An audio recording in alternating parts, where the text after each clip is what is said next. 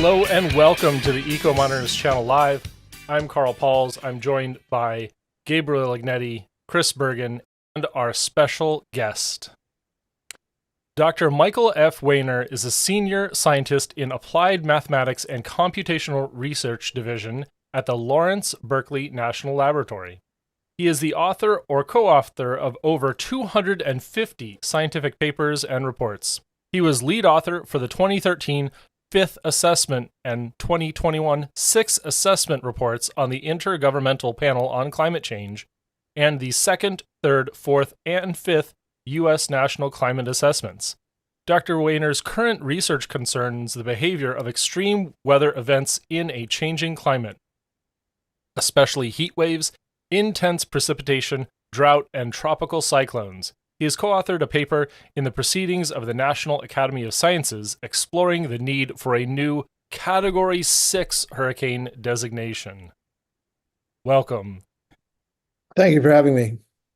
Thank you so much for being here. I'm really impressed that we've got someone involved in the IPCC reports here. This is really special for me. What's your synopsis of the assessment of our current situation? Well, for the last 10 years, I've been using the phrase dangerous climate change is already here. I think that was true 10 years ago. It's certainly more true now, as the climate is warmer now than it was a decade ago, or certainly, the beginning of our lives. We're on track for the climate to continue to warm, and since there's such a direct connection between severe weather and climate change, one should expect more of the same. It's going to get worse. And Wow. Our paper here is trying to address one particular type of extreme weather that many in the United States and elsewhere are vulnerable to, and that's hurricanes and tropical cyclones. Going forward, what's our best case scenario? What's the worst case, and what's the most likely? Well, that's a difficult question. I'm going to go to the next slide because the next slide is really important. Oh, sorry. Go ahead and back up and let's show everyone, because I wasn't on content. So here's the title. All right, go ahead and advance. Yeah, I want to advance because the next one says that everything I say is my opinion and not that of anybody I work for, including the United States Department of Energy, the University of California, nor the Lawrence Berkeley National Laboratory, or even for that matter, any of my co-authors on my papers. It's just my opinions. And so you asked what's the best case, the most likely, and the worst case. And, the IPCC report doesn't make that kind of value judgment, sort of summarizes where we've been and then examines certain future options that go from, rather drastic measures to reduce future climate change to sort of, I don't like to call it business as usual, but really no policy scenarios where there's no coherent international policy to reduce greenhouse gases.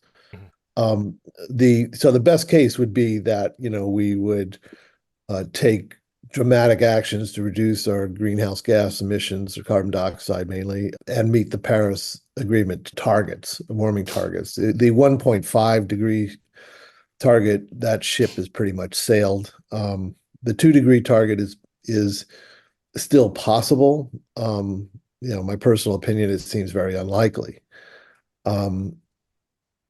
Again, my personal opinion is rather dismal. For a while, our emissions were actually above the worst case that we considered in the IPCC and National Climate Assessments, and that's something called RCP 8.5, which the 8.5 means something about the amount of radiation trapped by greenhouse gases. And we were above that for quite a while. We're below that now. So we're no longer on that, which was not the worst case, but the worst case that was considered by the climate science community in any serious way. And so then it depends on who you talk to. Are we on a path to stabilize the climate at something more than 2 degrees, but less than 4 or 5 degrees centigrade above pre-industrial temperatures? And it to me is too early to tell. I mean, it's a good thing that we've reduced the rate at which we're warming the planet, but that's a long ways from stabilizing the climate to some warmer level above the pre-industrial temperatures that no longer gets worse. Reducing the climate change, going backwards, reducing the global mean temperature and reducing climate change is a whole nother topic that I'm not sure I could even go into. I mean, it requires pretty serious geoengineering technologies, none of which exist at the scales required to make a real difference.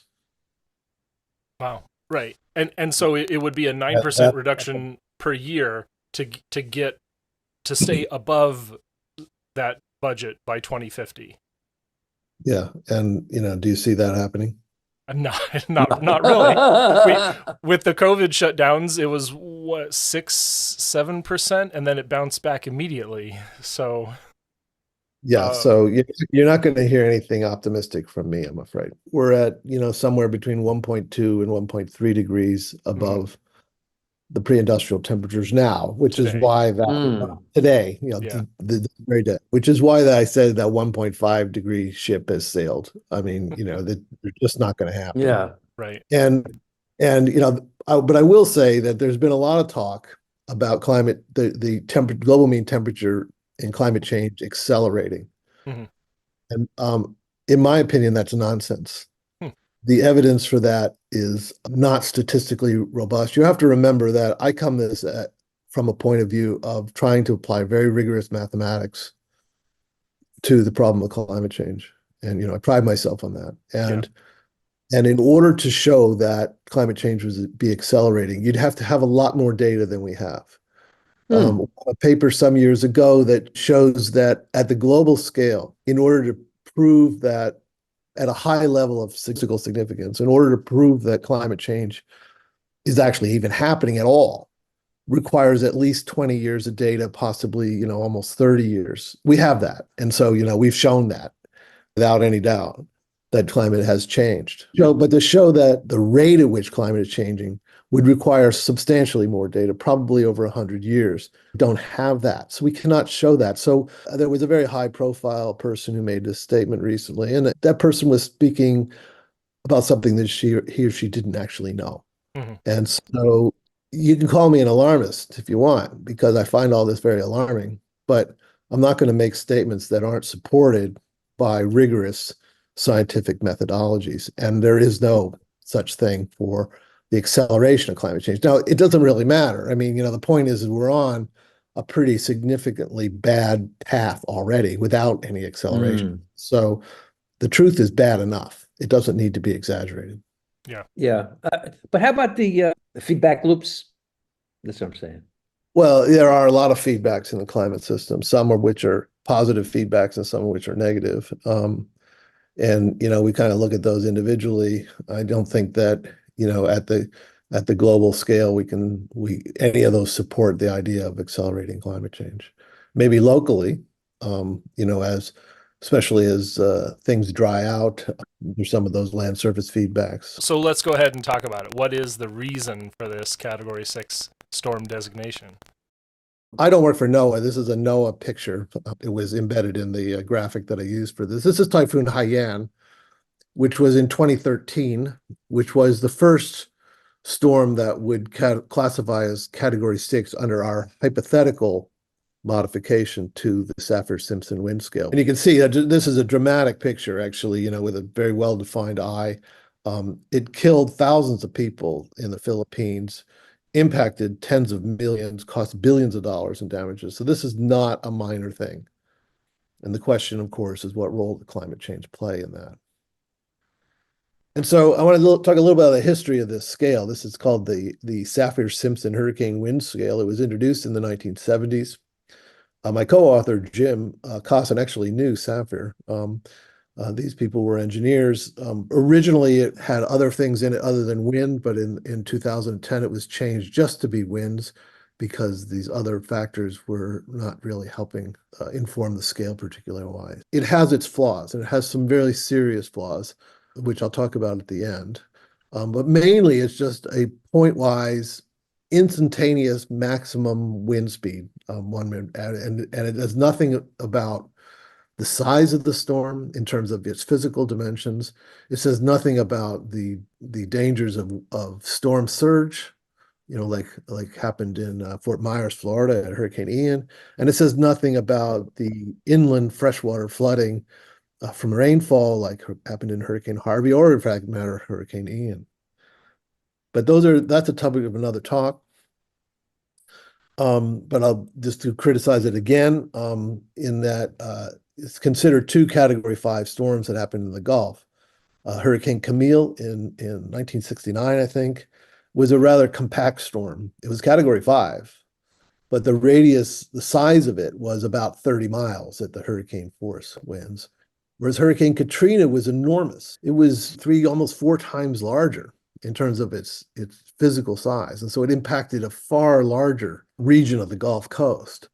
And so, this is a good example of why the category doesn't actually tell you too much. And in fact, there are lots of examples of Category 1s or Category 3 storms that killed lots of people. So just bear that in mind. So our criticism doesn't have anything to do with that, but rather that in a warmer world, because there's more energy available through the warmer ocean and the warmer atmosphere, that the wind speeds in the most intense hurricanes have entered a new regime that we haven't seen before. And so our argument was adding I should say, hypothetical Category 6. We don't expect National Hurricane Center to actually add this. Would communicate that there are increased risks from these strongest storms that are really have been unprecedented in the last decade. So what is the scale? So the existing scale the scale officially goes from 1 through 5. We also talk about tropical cyclones and even tropical storms. Major hurricanes are Category 3. Intense hurricanes are 4s and 5s. They're 130 miles an hour, and anything over 157 miles an hour is currently called a Category 5 hurricane.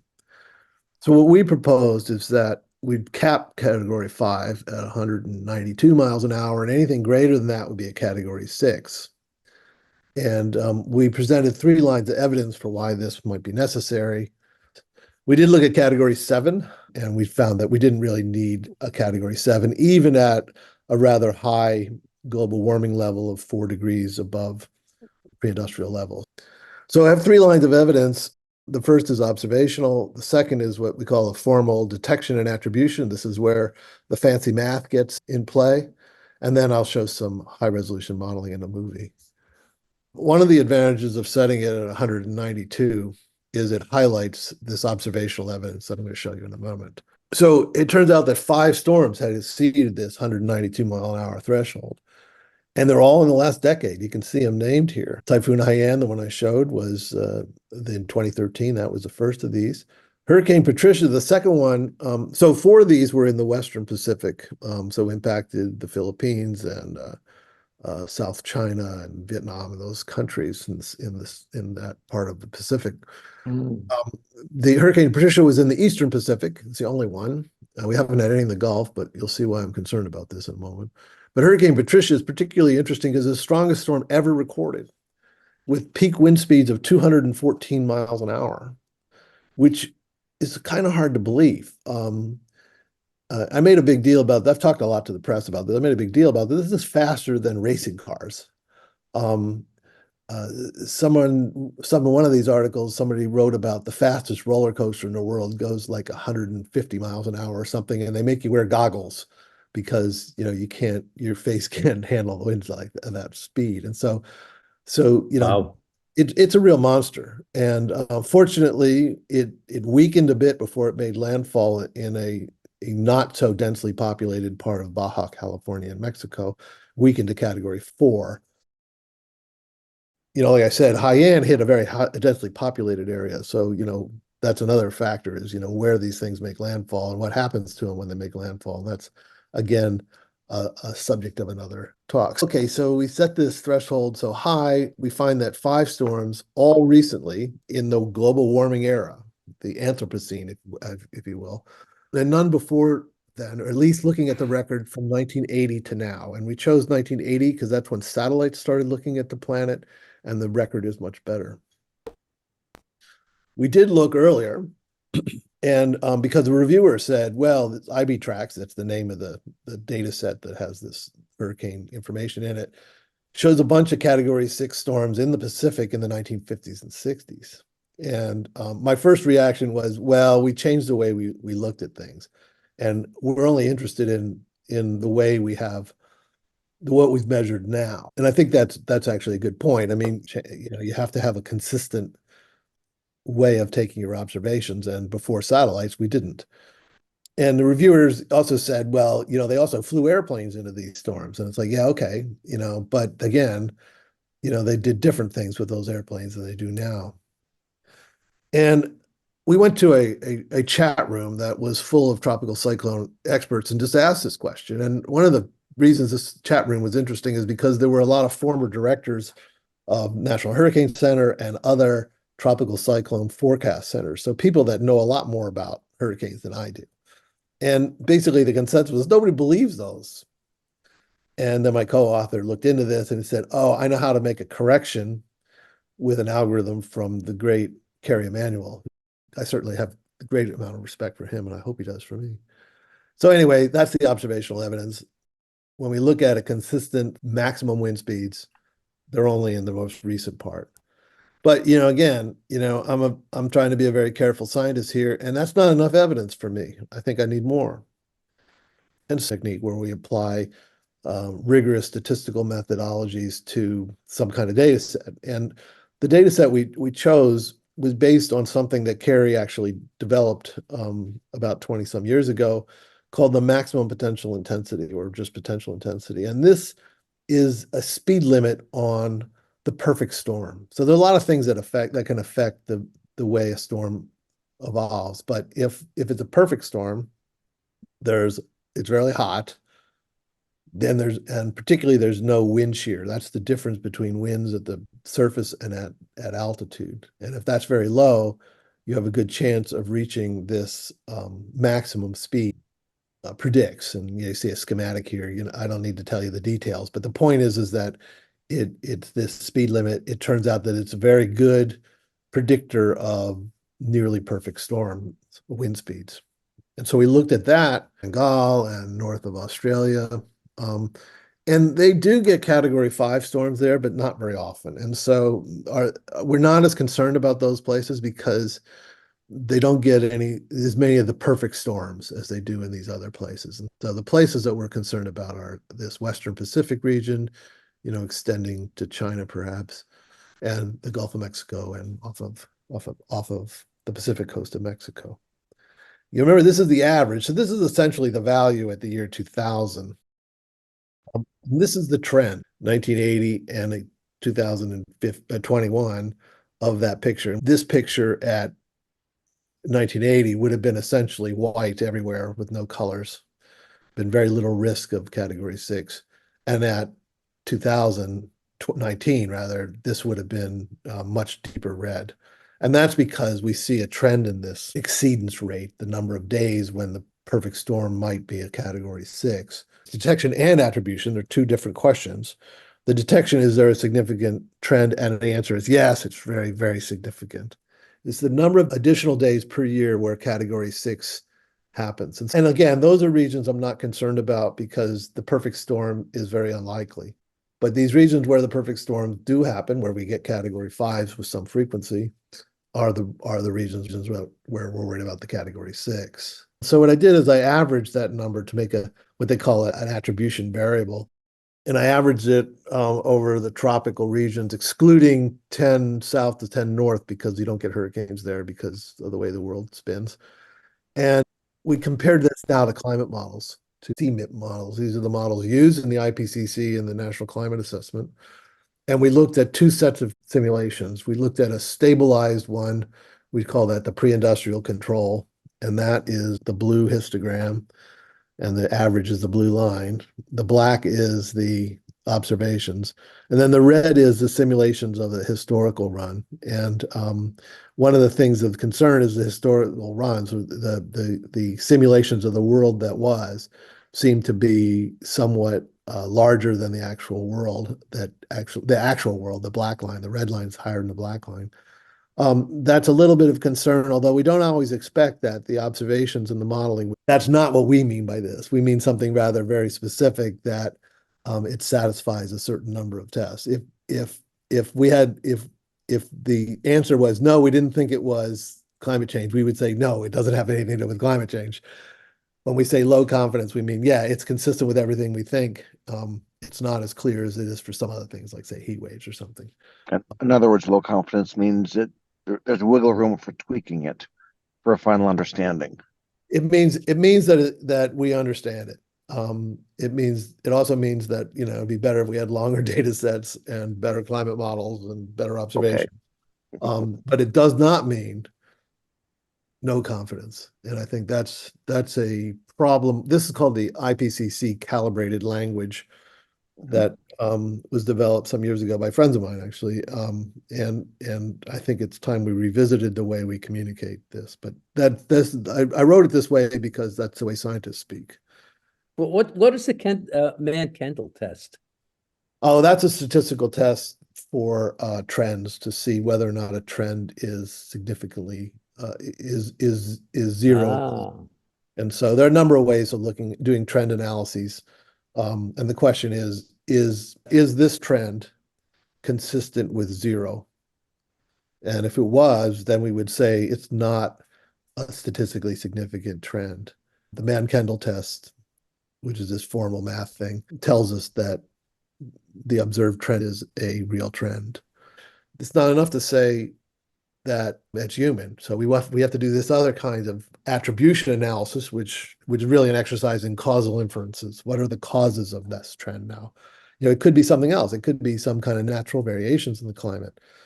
But of course, in this case, and in many of these cases, it's not. We do this causal inference kind of analysis and say, yeah, it's due to humans. So I did some projections using the climate models, and I had to do lots of bias corrections because I was trying to get rid of that fact that the red line was larger than the black line, and that's what I did here.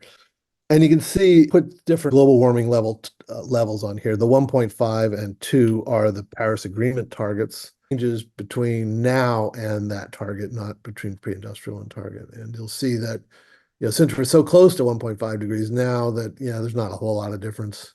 But if you get to 2 degrees, you see quite a bit. So that there are maybe 15 more days.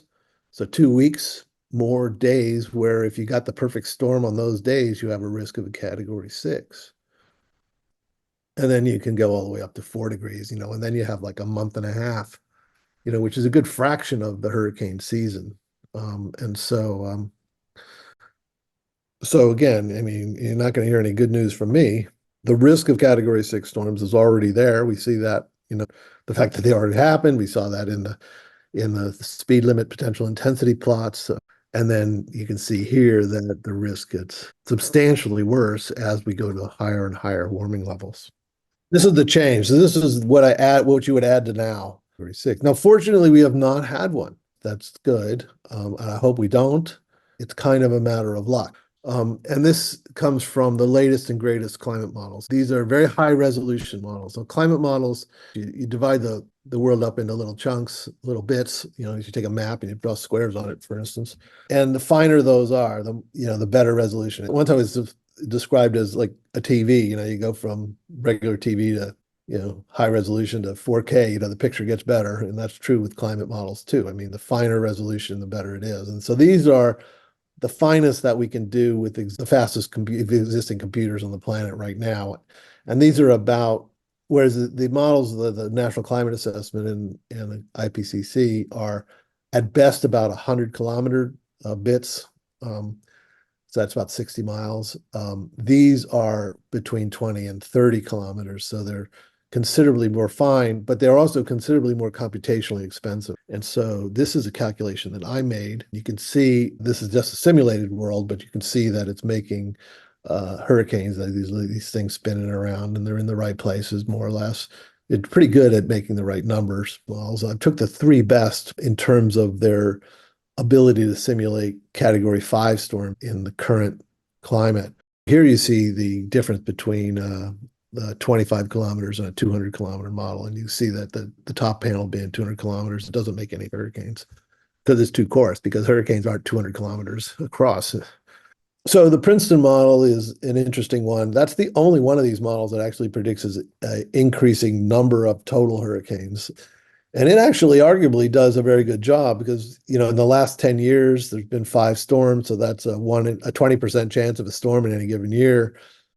They get about a 25% chance. RCP 4.5 emission scenario. This is one of the more conservative ones that ends up around 3 degrees about 3 degrees at 2100.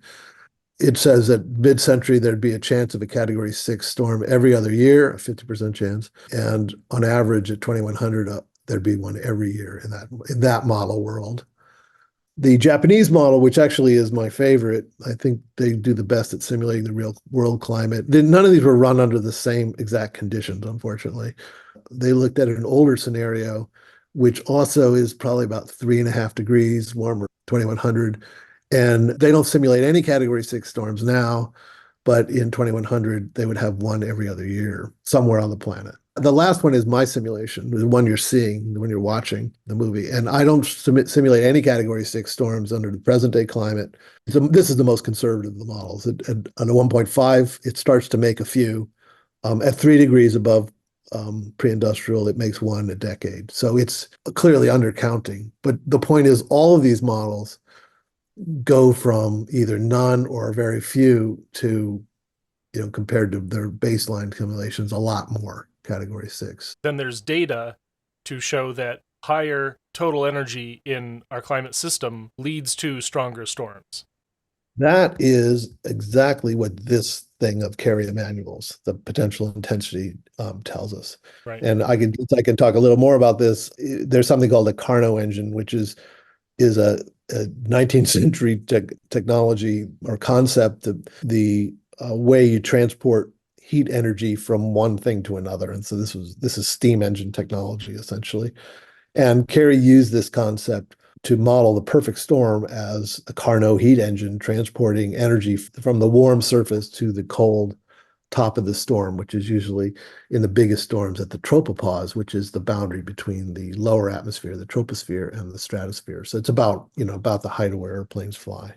So that's our theoretical basis for expecting this result. Scenarios that stabilize emissions, at some point in the future require a lot more action than what we've had. And so I try not to fixate on the particular emission scenarios. I mean, it's important to consider them. I mean, there are certain questions where you need to do that. But for these purposes, I'd rather fixate on the global warming levels, which is why I did my calculations that way, because that's sort of the more policy relevant thing is, what path do you take to get to 3 degrees or 4 degrees or 2 degrees? So 4.5 means 4.5 watts per square meter, essentially. That's exactly it. And so that's something that, like, Tees Beckers, one of our friends, loves to talk about. Yeah, going through how CO2 climate causes more energy and like the difference, and that is per square meter. And across the globe, that's enormous. That's a huge amount of energy. And so you can literally take that number, RCP, 2, 3, 4.5, and compare it to like the thermal output from a nuclear plant and say, well, yes, thermal waste is something, but compared to this number, 3 watts per square meter, it's nothing. Yeah. All right. But for context, what is the present RCP? There isn't one really. The numbers actually are relevant to what happens at 2100. Compared to the median 20th century? Yeah, probably the 19th century. I don't actually. It's a good question. I always assume it's relative to the pre-industrial, but right. I could be wrong. I don't think it's relative to today. Oh, I found one. Climate.gov says, according to the AGGI, today's greenhouse gas enriched atmosphere absorbs 3.2 more watts than it did in 1750. So I don't know if that's the same scale. Maybe it is. No, it doesn't sound right to me. I don't know. Okay. I'm going to go on. Yeah. This is the paper, and anybody can go look at this. It's open. There's also an opinion piece by Mike Mann, who's a friend and actually makes a much stronger statement than we do. Of course, he's writing an opinion piece. We were writing a technical piece. So, like it or not, we wrote that the usage of this scale is unlikely to go anytime soon. And so we showed that, we're increasing the risk of the category 6 storms, but also there's more 4s and 5s. And in fact, if you look at the record, this observational record from 1980 to now, you divide it in half and say how many Cat 5 storms are in the first half of the record versus the second half. There's a lot more in the second half. And again, statistically significant more. And so, even if you don't like category 6, and some people don't, we'll talk about that in a moment, there's an increased risk of category 5s. And so, which is a terrible, terrible storm, don't get me wrong. And so, our argument was that adding a 6th category would do nothing to help warn the public about an impending storm, but does raise awareness of this danger that the strongest storms become stronger. I've written things before that had media interest, and I thought those were media frenzies. I've written a lot of papers about attribution, particularly the ones that got a lot of press were about Hurricane Florence and Hurricane Ian and a few others, Hurricane Harvey, front page of the New York Times kind of stuff. And that was fine and dandy. But I've never seen anything like this. One day I did 6 interviews, 3 of which were live AM talk radio. I probably did 30 interviews altogether. There are hundreds and hundreds of articles about this story. This is just the first page of at least 12 pages under Google searching just category 6 hurricanes. And I think a lot of the media jumped to conclusions and maybe didn't even read the paper. I don't know. They certainly missed our message, especially broadcast meteorologists that go to YouTube and you Google category 6 hurricane. You'll see a lot of TV weathermen talking about this. And some of them got it. Some of them didn't. And the first thing we're just right off the bat is we don't expect National Hurricane Center to adopt a category 6, and we fully agree. We think that this single number, because of what I showed you before, doesn't convey the risk of an impending storm very well. Because 90% of the damage is from flooding, and most of that damage actually is from the storm surge. Fort Myers, there was 15 feet of storm surge. So the water's 15 feet deep, where the houses are, and the wind's blowing at 130 miles an hour or something. And so, that's going to knock things down, and you're not going to survive that. Rainwater flooding inland usually. And so our message is to the public is if there's an impending storm, forget about the category and forget about climate change for that matter, and heed what the National Hurricane Center or the National Weather Service says to do. If they say to evacuate, do it. If they tell you, you're at risk, do it. And in fact, we encourage people to go to the National Hurricane Center site and look at their products, and not just the maps, but certainly the maps and what kind of risk there is at where you live, but also the warnings that they use in verbally. And, one of the things we noticed is that in recent years, they've started using the words certain death. You can't be any more blunt about that. I mean, get the hell out. And so we really want people to do that. And because the National Hurricane Center and the National Weather Service forecasters and analysts are the best in the world. They're really, really good at what they do. Be smart. Do what your life could depend on it. And so an unintended bonus of our paper has stimulated this discussion. And hopefully, even people who don't believe any of this stuff, again, a lot of people don't believe in climate change, I'm afraid. But even if they don't, I hope that they at least would understand that the category number doesn't mean much. And in fact, I think people died in Hurricane Katrina because it was category 5 and they survived category 5 Camille. But that was a bad decision. And they probably paid for it, and people paid for it with their lives. So I'll repeat our main message here. Yeah. And it's that climate change causes the most intense storms to be more intense.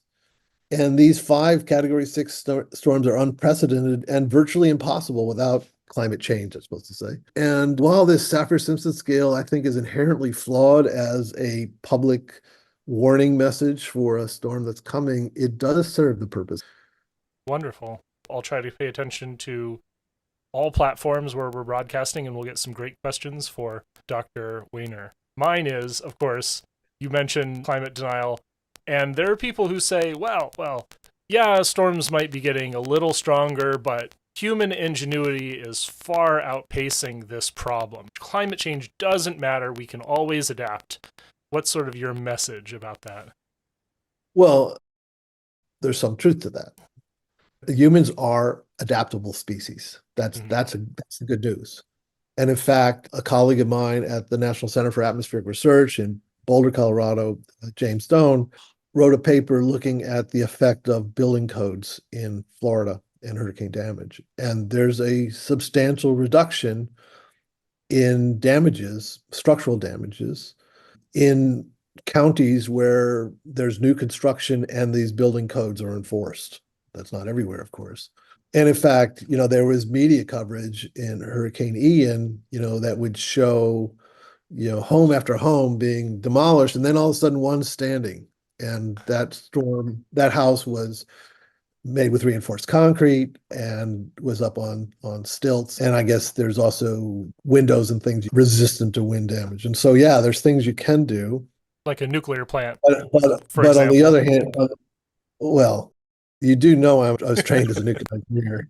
There are some things you can do. But on the other hand, insurance. So if the government's not going to make policy changes, the insurance companies are. And what's happened is insurance companies are withdrawing out of hurricane-prone regions. They're also withdrawing from fire-prone regions in the Western United States, or they're raising the rates. I've talked to people who, including myself, who have had substantial increases in insurance rates if they can get it at all.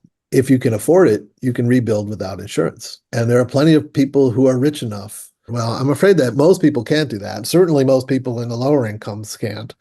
But even I think the general middle class can't afford to take that kind of risk. And in fact, you can't get a loan to build if you can't get insurance. So that changes a lot of things. I mean, it would change the character of these towns to be only very rich people. And what happens to those who can't afford to do that? They have to live somewhere else. But then there are also structural things, like some of these islands, bridges washed out, this public infrastructure, when there's a good risk that it could be wiped out the next time there's another big storm. These are policy questions. This is not for me to answer. Some of these decisions are very difficult because where you live is a big part of one's identity, especially if you've lived in the same town all your life and all of a sudden, it's gone. An emotional and psychological trauma could be very severe for many people. So, I mean, yeah, we're adaptable. We can't adapt to everything. Right. And one more time, that National Hurricane Center website is at www.nhc.noaa.gov. That's NHC-NOAA.gov. So that's what Dr. Weiner is recommending. When there's a storm, pay attention to that. They will understand what your county can survive. There are maps of projected storm surge, tell you how many feet higher than the normal sea level will be. There's been a lot of discussion, especially since Hurricane Ian, because some of the information that was provided by the Hurricane Center was not interpreted correctly. It was correct, I think, but it wasn't necessarily acted upon, especially by some of the people in charge. And so there's been a lot of discussion about how to improve messaging of hurricane risk. And again, I think there's still progress to be made in improving messaging of extreme weather in general. But again, these are the people that are charged with doing it, and they do, in my opinion, a very good job. I just want people to pay attention to it a little more closely. I went through Hurricane Hugo in St. Croix in the Caribbean. My experience, which I'd like to share a little bit of, would give it a little context to this conversation. After Hurricane Hugo hit the island, there was not a blade of grass. There was not a leaf on a tree. It was gray. We went to the beach after the storm. We saw a big block that it would take like 4 muscle men that would have a hard time budging. And it was thrown about 4 feet by that storm. It was amazing. And that's not even a Cat 6. So yeah, well, the dangers of these extreme storms can't be understated, which is why the best thing to do is get out of the way.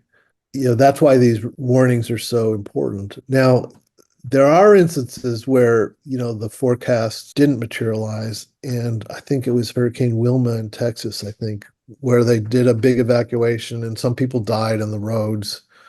and then the storm didn't come through. That's another problem. Communities need to have a plan.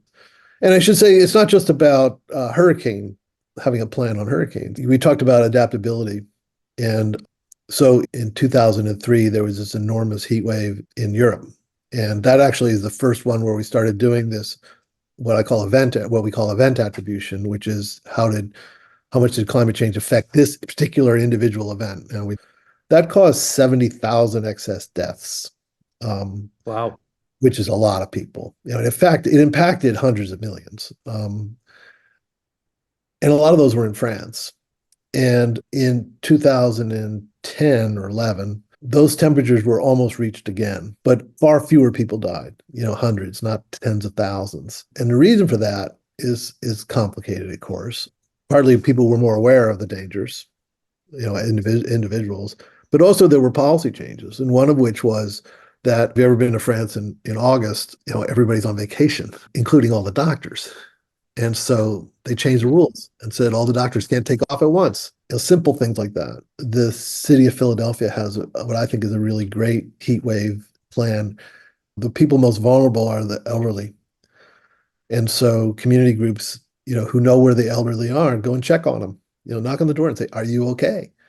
And if you're not, then do something about it. So simple things can actually go a long ways towards reducing the impacts of these extreme events, which are only getting worse. I'm from the Midwest, grew up with tornadoes, and so high wind storms to me growing up was go to the center of the house or go into a basement. First best option is probably just to leave and go to where the storm isn't going to be. But there's a lot of difference too between the forecast warnings for tornadoes. Actually, there's been a lot of progress made on this, but the warning is going to be maybe the day before, that you're in a tornado risk place, and even then, the chances of a tornado hitting you are pretty small. Yeah. A mass evacuation is probably not appropriate. But hurricanes are forecasted multiple days in advance, and so there can be time. It's interesting your comment about the basements, and this is again a subject for another talk, but Hurricane Ida, which impacted New York, New Jersey, and Pennsylvania, and people in so-called garden apartments, which is a euphemism for living in the basement, who were mobility limited, drowned. Because as the flood came in, there's a window, and the window's at the top of the apartment, but it's at ground level. And so water would pour in and they couldn't get out fast enough. What we have been trying to quantify is environmental injustice, and showed that in Hurricane Ida and also Hurricane Harvey, that the disadvantaged portions of our population were disproportionately impacted. And we've developed some metrics to try to quantify that. And what we found is that if we looked at shallow flooding, climate change didn't exacerbate that environmental injustice. The environmental injustice was there, but deep flood levels had actually exacerbated this environmental injustice that disadvantaged communities a substantial way. And so that's actually where some of my current research is going, is trying to go from quantifying the effects of climate change on the weather to how that actually impacts society and actual people. People in the chat are definitely expressing how the polar vortex is giving them very, very severe winter storms and different unseasonable variations. So good feedback from chat there. Yeah, last year was weird and this year is weird again. Right. The question is, how much of that weirdness is climate change and how much is just, weird natural variability? That's one of the most challenging problems we face right now. The Midwest is actually, kind of unique in many ways because of the position of the Gulf of Mexico. If it wasn't for the Gulf of Mexico, if that was all land, we wouldn't have as many tornadoes in the Midwest as we'd have. One of the things that I think I can't overstress is the community that does this kind of attribution analysis is very small. This as a scientific community, it's particularly small in the United States. Situations somewhat better in Europe, which is odd because the American climate science community has much better resources in terms of high performance computing and to some extent modeling, but we don't have the folks, and that's kind of frustrating. My postdoctoral colleague Emily Burkos Hickey and I are thinking a lot about tornadoes. A few other fellows are thinking about derechos, and have actually shown that we can simulate these things in these tools pretty well. But getting around to actually doing the climate change analysis is something that's on my to-do list. Stay tuned for another decade, in other words. Well, I hope to know before then. Year Wonderful. two.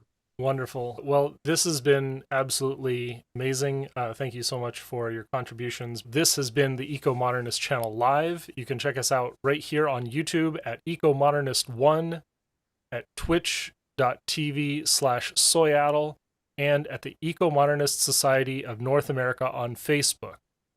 Please also check out our Patreon, and please check out our website, esna.earth.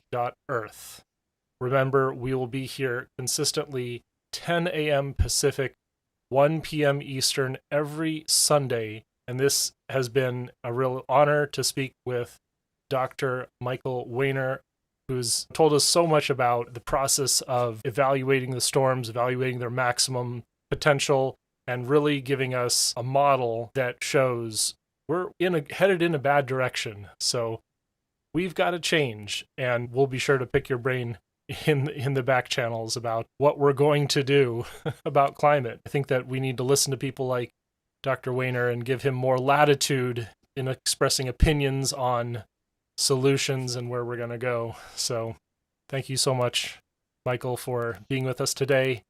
Thank you everyone in chat for your contributions. Remember, emissions first, peace and justice will follow.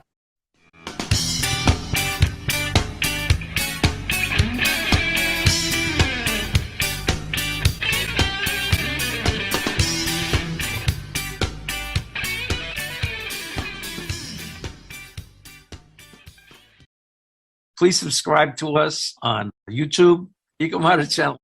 Also to subscribe to us on Twitter and Facebook, Eco-Modernist Society of North America. And online at https://esna.earth.